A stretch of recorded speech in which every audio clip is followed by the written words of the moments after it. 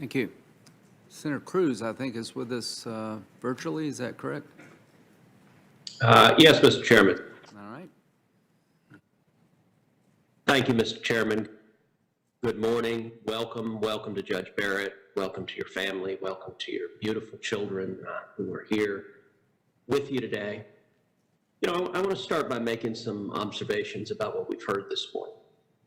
At the very beginning, let me observe, as Sherlock Holmes famously observed, that what speaks the loudest is the dog that didn't bark, which is, to date, of every Democrat who's spoken, we've heard virtually not a single word about Judge Barrett. We've heard a lot of attacks at President Trump. We understand our Democratic colleagues are not supporters of the president. We've heard a lot of political rhetoric. We just heard the senator from Rhode Island directing some attacks at Senator Cornyn from Texas, and I understand there's an election in a few weeks, so that those political attacks are not surprising. But we've heard very little about the nominee who is here and whose confirmation we're considering. And I think part of the reason for that is that on any measure, Judge Barrett's credentials are impeccable. This is a woman who graduated #1 in her class at Notre Dame Law School.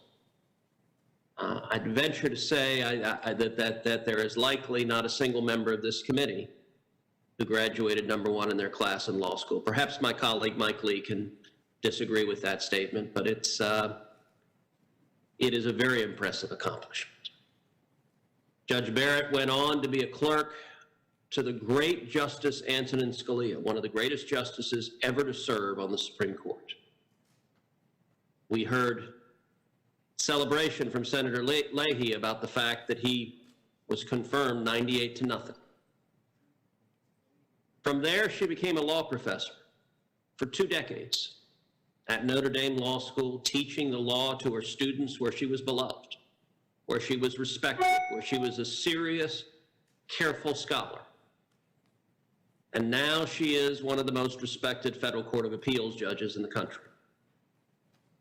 None of the discussions from our Democratic colleagues addressed any of that, because those credentials are on their face impeccable. Indeed, the American Bar Association, which typically leans hard left and has a long pattern of favoring Democratic nominees over nominees appointed by Republican presidents, had no choice but conclude that she was well qualified, as a majority of the reviewing board did.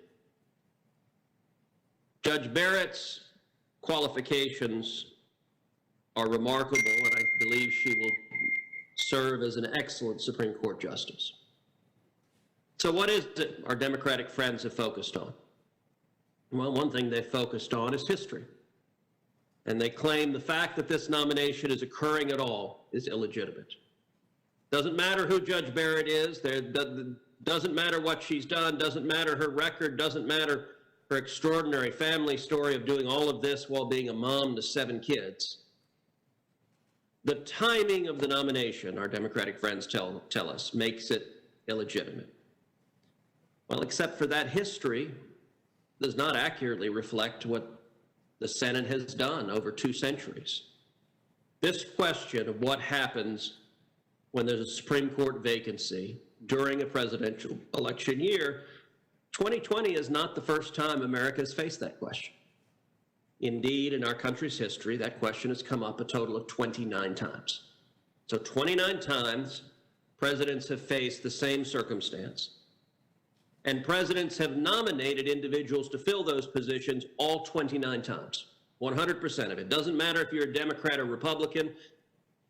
From a president's perspective, it's easy. If there's a vacancy, even during a presidential election year, you make a nomination. 44 individuals have served as president throughout the history of our country. Half of them, 22 of the presidents we have made Supreme Court nominations for vacancies that occurred during a presidential election year. But what has the Senate done? Well, again, the Senate precedent is quite clear, and is something that our Democratic friends do not want to address, do not want to confront. Of those 29 times, 19 of them occurred when the president and the Senate were of the same party. And when the President and the Senate are the same party, history shows that those nominees get confirmed. 17 of those 19 were confirmed for vacancies that occurred during a presidential election year. On the other hand, for those doing math at home, the remaining 10 occurred when the Senate and the President were of different parties. When the President and Senate are of different parties, the Senate over history has confirmed only 2 of those 10 nominees. Again, history is clear. The overwhelming majority of instances that the President and Senate are of different parties, that nominee doesn't get confirmed. That is, of course, what happened with Judge Garland, nominated by President Obama.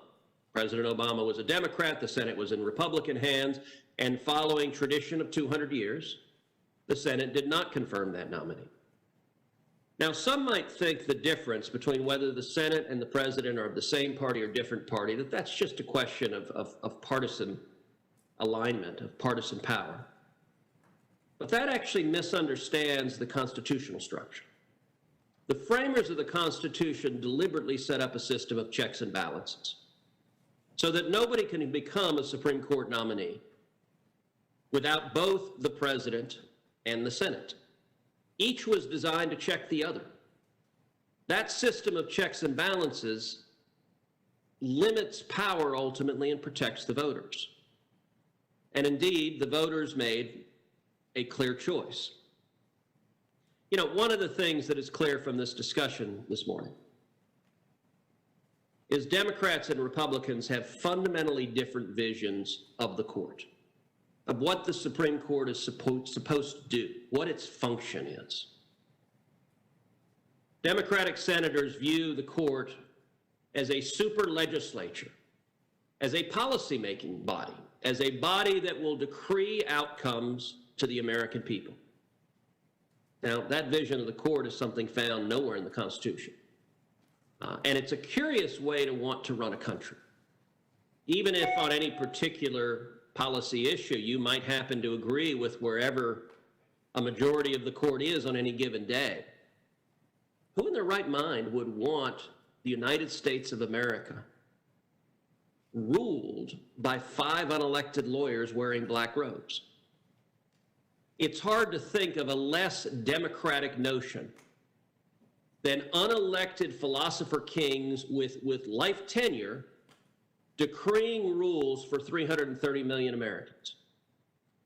That is not, in fact, the court's job. The court's job is to decide cases according to the law and to leave policymaking to the elected legislatures. Now, look, that doesn't mean policymaking is unimportant. In fact, it means to the contrary.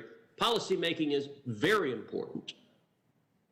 And the people need to have a direct check on policymaking. You know what? If a rogue court implements policies you don't like, you, the American people, have very limited ability to check them.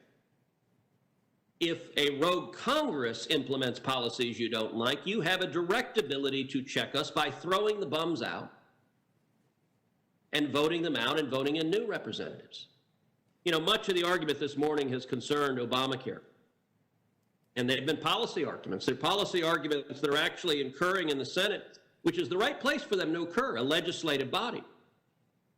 But our Democratic colleagues simply want a promise from a judicial nominee that this nominee will work to implement their policy vision of health care. That is not a judge's job. That is not the responsibility of a judge. And in fact, making that promise would be violating the judicial oath. I don't know what will happen in this particular litigation on health care, but I do know that this body should be the one resolving the competing policy questions at issue. Many of our colleagues talked about pre-existing conditions, and I think they have made a political decision. They want this to be the central issue of the confirmation. Well, remember this. Every single member of the Senate agrees that pre-existing conditions can and should be protected. Period. The end. There is complete unanimity on this. Now, it so happens that there are a number of us on the Republican side that also want to see premiums go down. Obamacare has caused premiums to skyrocket. The average family's premiums have risen over $5,000 a year. Millions of Americans can't afford health care because of the policy failures of Obamacare. Those questions should be resolved in this body, in the elected legislature. It's not a justice's job to do that. It's not the court's job to do that. It is the elected legislature's job to do that.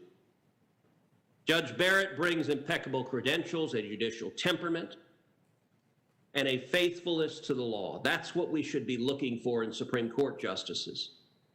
And if Democratic senators want to engage in policy arguments, they can do so here, not by filibustering every bill as they have done over and over and over again, whether it's pandemic relief or Obamacare relief to lower premiums that expand choices. To date, our Democratic colleagues filibuster everything and then complain nothing gets passed. This is the body that has to resolve those questions. This is also the body that, consistent with 2 centuries of precedent, can, should, and I believe will confirm Judge Barrett as Justice Barrett. Thank you. Senator Klobuchar.